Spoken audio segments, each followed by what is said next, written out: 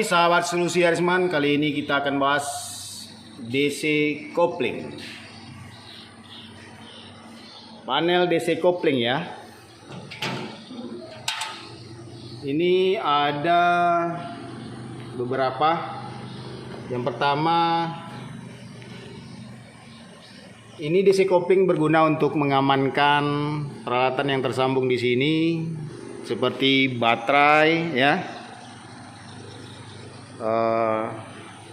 Inverter dan solar charge controller SCC. SCC-nya ada 5, maka untuk SCC juga ada pengaman MCB 5. Ya, 1 2 3 4 5. Nilainya itu harus di atas kemampuan SCC. SCC ini kan 60 ampere. 60 ampere ini yang kiri, ini tegangan maksimum, ini arus maksimum yang ke jalur DC atau baterai.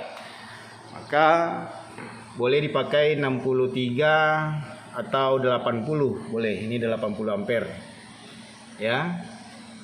Lalu yang kedua, pengaman ke baterai. Baterai hitungannya adalah, lihat baterainya C berapa. Ini baterainya adalah rednya C10. C10 ya. Mana ini C10? Nah ini. Ini C10. Berarti 1010 jam berarti 100 ampere ya. Berarti 100 ampere maksimum pengecasan dari baterai OPZP. Nah, di sini kita pakai fuse pengaman baterai 160 ya. Kalau dipakai 100 kemungkinan putusnya tinggi. Jadi harus di atas C red dari pengecasan baterai ya. Jadi kita pakai 160. 2. Kalau 2 bank ya 2. Ya 2 bank toh. Nah, yang terakhir ini fuse ke inverter. Bagaimana cara menentukan nilainya? Berapa ampernya?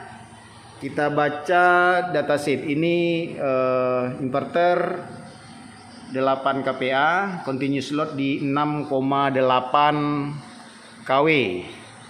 Dia ada 2 tipe ya. Ini yang besar ini, ada yang kecil lagi, yang 5 kW, yang ini 6,8. Dibaca buku petunjuknya, arus maksimum di sisi DC, di terminal DC ini untuk inverter tipe ini adalah 145 ampere.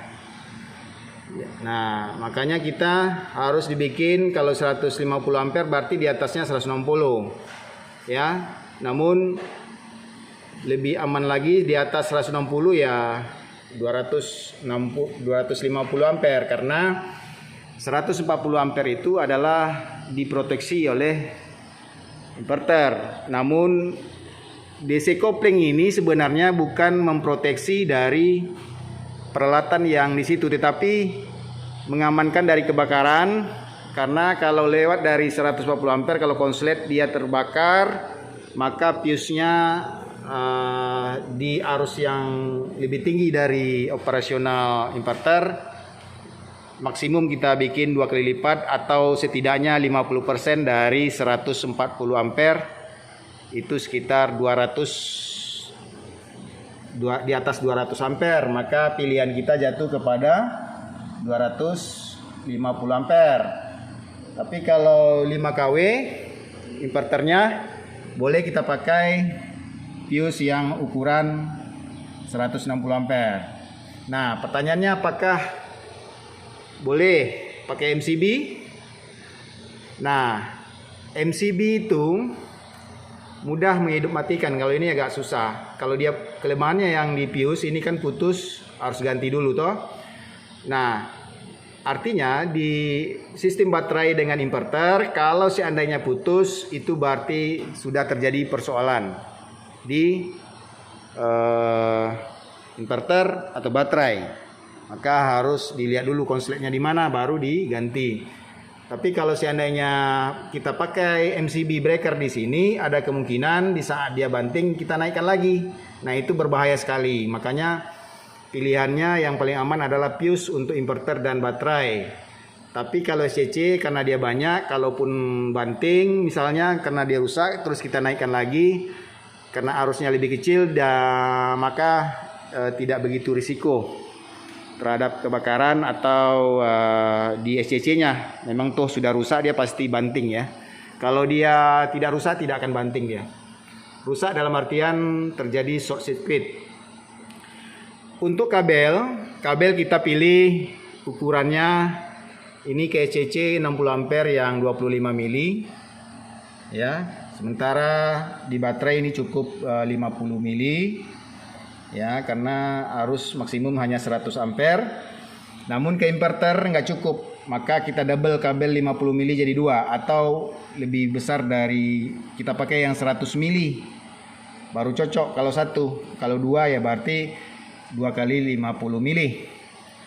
Ya. Nah, perhatikan di sini harus dikasih label. Ini sengaja dikasih space di sini supaya bisa mengukur arus DC pakai DC kilometer ya, itu. Dan harus pakai bus bar di sambungannya karena arus di sini itu sekitar 200 ampere yang lewat, jadi harus pakai bus bar ya.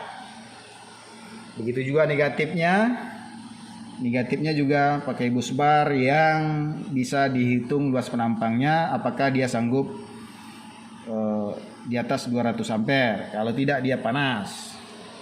Oke guys, demikian. Kalau ada pertanyaan silakan bertanya di komentar. Terima kasih.